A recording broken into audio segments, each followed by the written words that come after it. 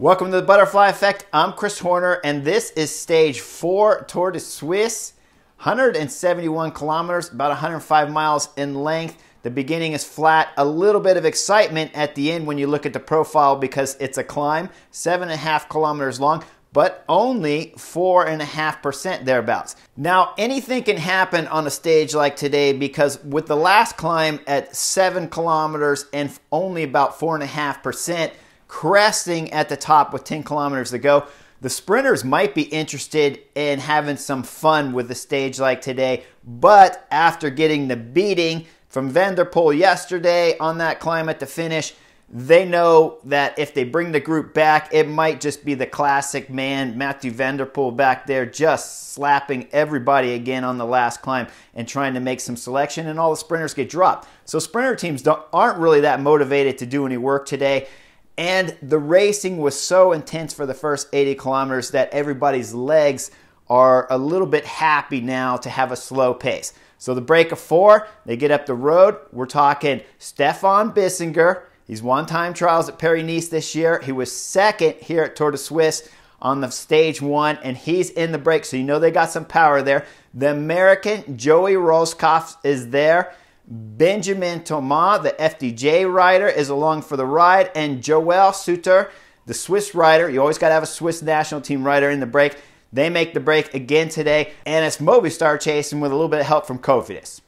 Now we get to 30 kilometers to go. Movistar's had enough of being on the front. They're not getting any help from the teams in the back, and they've been on the front for a long time now, and they're just going to sit up, and that's it. When you see the sign of them sitting up, going wide, curb to curb, you know now the break is going to make it. They had about 5.5 minutes when the Movistar team sat up. That time will skyrocket up to just below 8 minutes. I believe about 7:45 when the last climb is going to start. We're talking about 17, 18 kilometers from the finish, and they have a lot of time. Now, I want to point something out at about 17 kilometers to go because we'll see one of the Swiss riders back there, Rueg, and he's getting some oil put on his chain because it started raining. It downpoured really hard, then it dried up, then downpoured again. And so he's back there from his mechanic getting some oil to put on his chain. And I couldn't figure out why the rider himself was trying to put the oil on. Normally, the mechanic will just stretch out the window, reach down there by the cassette and drip some oil along the chain while the rider's pedaling, instead of the rider trying to do it himself. Very difficult for a rider to put oil on the chain because the crank is spinning, of course, in order to reach the chain links, and your head has to be down, and you have the car next to you, and then you might just bump something and crash while your head's not paying attention to what is happening in front. The reason the mechanic didn't extend himself out the window, they got a special car back there, and it didn't come with really wide windows. One year when I was racing in Europe back in the early 2000s, I was there with Team Mercury, and we had these terrible Ford rental cars, and the window, they were baby-proof, so they'd only come down halfway, so the mechanic had to basically just wedge himself out the window if he wanted to do any kind of work on our car, and the window would be pressing against his stomach. So we had to have a super thin mechanic, almost as thin as the bike racers. So when I saw this, I just started laughing because it reminded me of the early 2000s doing Criterium International, miserable weather, and the mechanic just trying to squeeze himself out the window because it's baby proof. So we get back to the action. Now we know the GC guys aren't going to battle on today's stage. We're going to watch the 4 up front when the climb starts proper. And it's Joey Rosskopf that's going to put in the first attack on the climb with about 15 kilometers to go. Interesting here to notice, Stefan Bissinger, after Movistar sat up, that time had skyrocketed up to the break, and now they have 7.5, 7:45 lead, and that puts Stefan Bissinger easily into the yellow jersey with about 15 kilometers to go at this stage.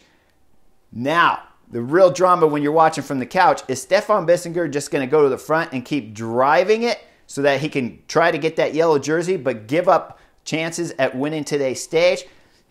We see right away that his interest is going for the stage win and not necessarily for the yellow jersey. So Joey Rosskopf attacks. Stefan Bissinger's on the move right there. Joel Suter, he'll pop off the back, the Swiss rider. He doesn't have the legs. We see some drama with him because he's going to try to hold those guys at a drag race. All 3 up front, though, they're kind of working together. Even Benjamin Thomas is doing a little bit of work, the FDJ rider. Up front, Joey Roscoff will throw in at least 2 more attacks before the top of this climb. And with about 500 meters to go, Benjamin Thomas, the FDJ rider, throws in a great attack to separate all 3 again going over the top of the climb. Stefan Bissinger, the EF Education rider, though, he's a time trial specialist, and he'll close the gap. And as we start the descent, it's wet roads, curvy, fast descent. Not 180 curves. These kind of curves I dislike a lot because you're at a big speed and the roads are wet. I would prefer complete 180-degree turns so that you have to slow the bike down to 20 miles an hour to make that turn in the wet. These turns they're doing at 50 miles an hour on the wet. These are when things get hairy and scary. Now, Stefan Bissinger's figured out that he's the fastest through these wet corners, and so he is diving down the corners, and he's got all 3 guys split up chasing each other most of the way down the descent. Now, just under 5 kilometers to go, Stefan Bissinger, who got caught from the other 2 behind, is going to throw in another tack before the left turn. He'll go on the right side of Benjamin Thomas, and they'll bump shoulders. Both will stay up, but that'll give Stefan Bissinger a little bit of gap when he comes out of the left turn, and he starts punching as hard as he can, only to get caught 1K later as they go through the tunnel.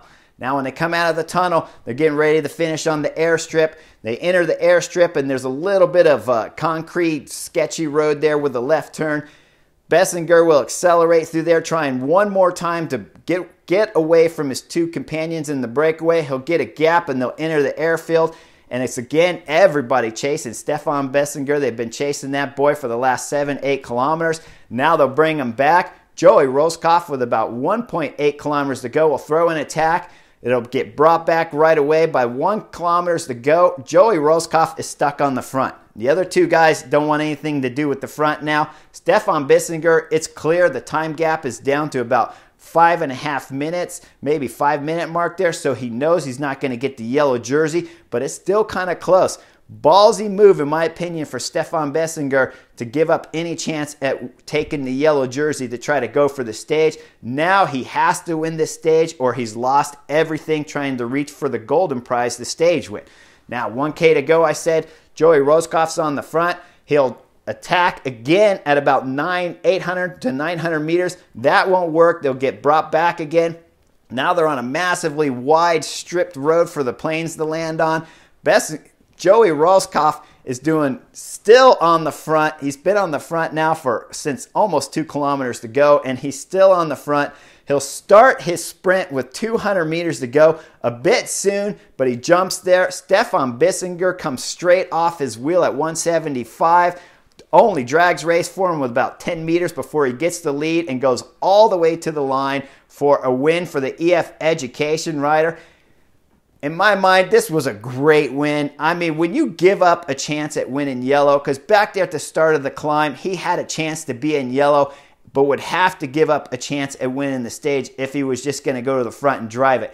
Now he gets a great win. He is a Swiss rider, and he's getting it in his national tour. So congratulations, Stefan Bissinger. Fantastic ride.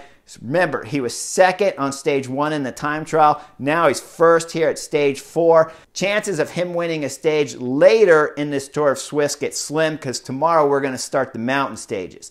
Now, behind in the group, I want to point something out. When it comes to Mathieu van der Poel, every time I saw him, he's at the back of the group. Even finishing on today's stage, he was at the back of the group. It seemed like to me he just didn't really care if he kept the yellow jersey or not. He will keep the yellow jersey on today's stage and put him back on the top of the step on the podium for the presentations later after the stage finished. Now, tomorrow's stage, what I saw out of Mathieu van der Poel today, I think he's ready to give up the jersey. I'd be surprised if we see him there at the finish. Ineos, we're going to have to ride and protect tomorrow. It's a long stage with a lot of flat sections between the first climb at the beginning and the last 2 climbs at the finish. There's a long flat section there where whichever team that's really motivated to win this Tour of Suisse is going to have to ride hard through that valley. Expect to see Deceuninck Quickstep if they don't have a rider in the break, and Ineos riding at the front through that valley before the last 2 climbs.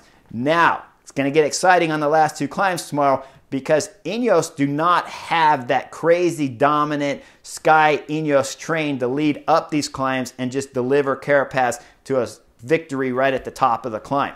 They're going to have to be tactically a little smarter, and I think we're going to see a little bit of man against man on tomorrow's two mountains there at the finish, certainly the last climb. I just don't see where Ineos have that fantastic climbing team like we're used to seeing at Tour de France and what we just got done seeing at Giro d'Italia. So tomorrow could be really exciting on these last two climbs if Carapaz is isolated with only Eddie Dunbar there to help him out. And of course, Alaphilippe, is he going to ride for GC? And does he have the team to help him ride for GC when they get to the two climbs on tomorrow's stages? Look for that. Should be really exciting. Rigoberto around the EF Education Rider's been just hiding back there outside of the top 10. We could see something out of his legs on tomorrow's stage. Like and subscribe, and I'll see you guys real soon.